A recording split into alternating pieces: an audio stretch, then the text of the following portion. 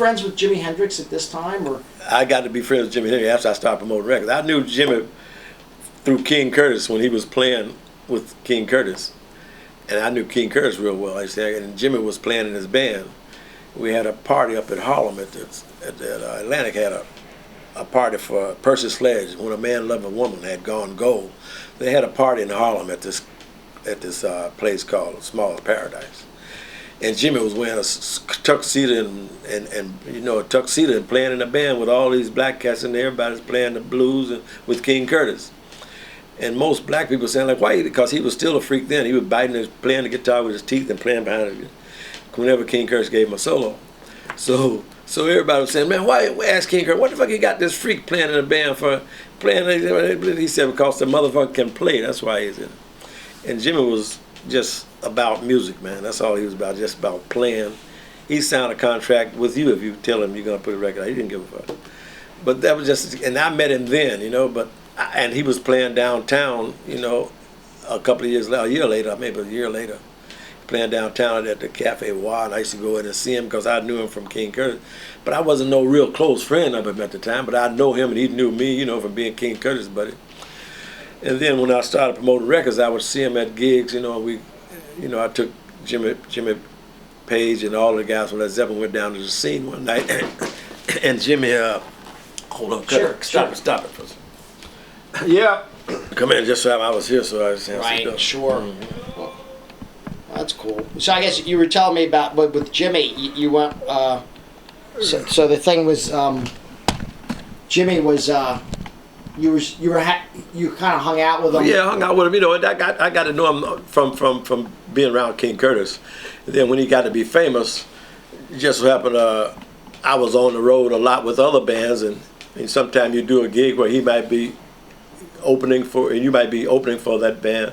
So I got to know him then because you hang out backstage, You said that people were confusing you. What happened? Oh yeah, no. Sometimes back then wasn't no black people in rock and roll. Jimmy was like the only black person, and I used to wear all those flat platform shit. So sometimes I might be on the plane with Led Zeppelin. They think I'm Jimi Hendrix or somebody.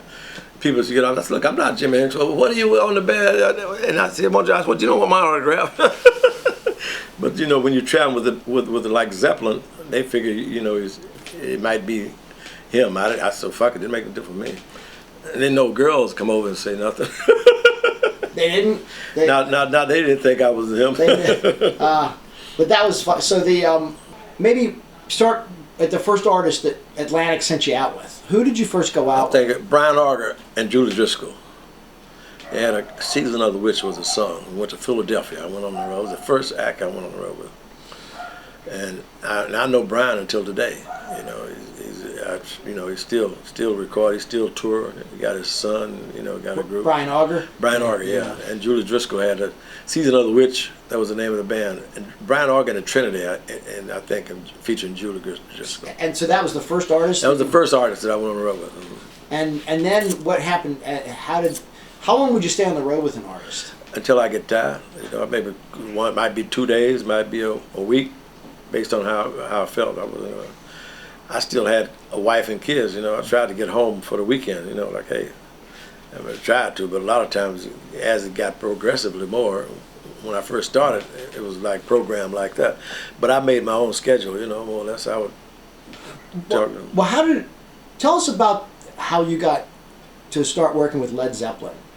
Well, Led Zeppelin was on Atlantic, so that's the first thing. Any act that was on Atlantic that had an album out, I was promoter of all the albums at the FM station. I was more or less, they only had like one person more or less as the FM album promotion. We didn't have no staff of people.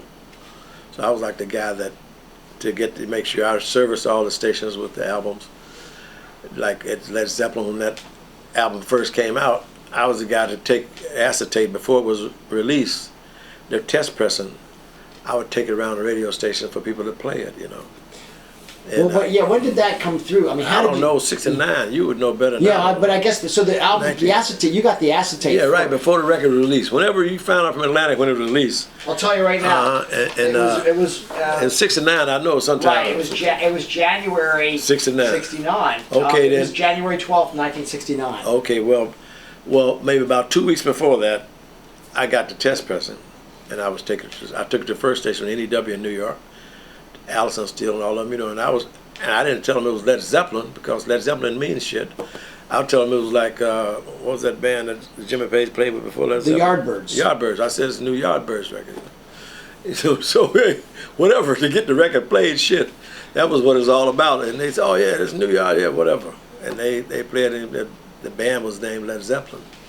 And then they came over when the record was first. By the time the record released, I took the test pressing to Boston, Philadelphia, and New York on the East Coast, and as an advanced airplay.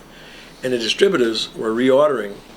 They had allocated so many press copies to the Atlantic. Allocated so many advanced, ship so many advanced records as allocation. But when you start getting a lot of airplay in that market, and the distributors see you getting airplay, and the stores start asking when is the record going to be released, they will order more. So they end up reordering before the record was even out. They was reordering. And Boston was one of the biggest markets for Led Zeppelin. So when they played Boston, it was a sold out at the Tea Party. And anywhere they played that first week, then they came to New York, and we had a press party in New York, for Led Zeppelin. And that's when I met them to hang out.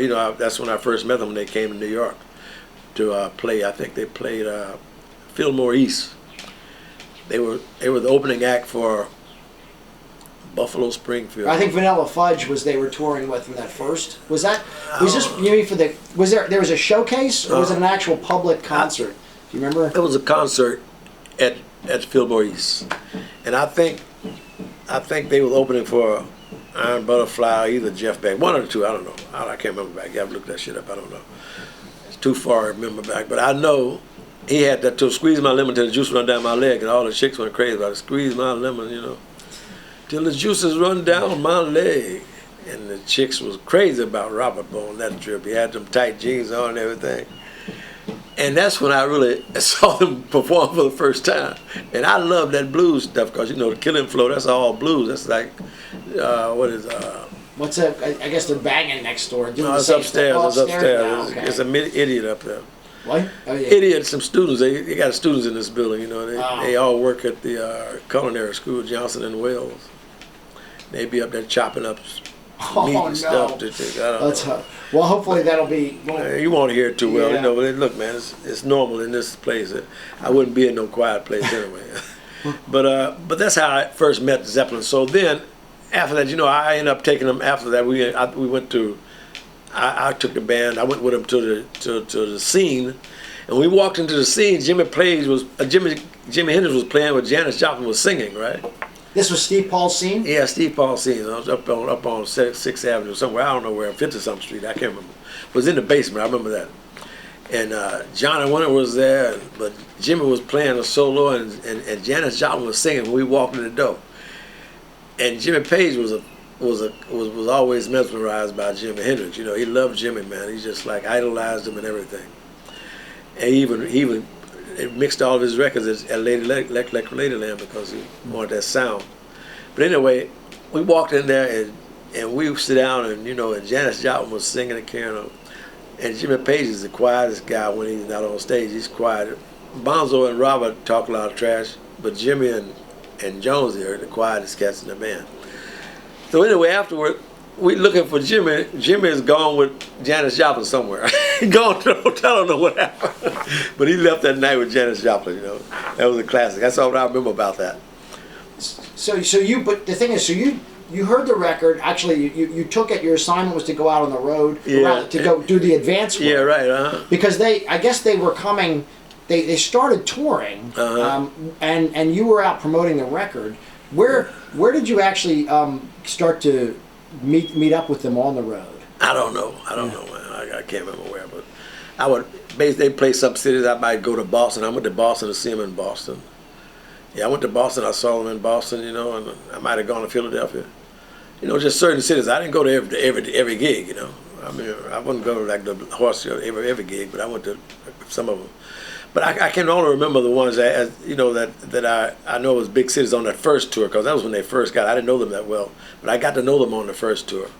Then next time they came, I went on the whole tour, when they did 35 one-nighters, I did that whole tour with them. I don't know.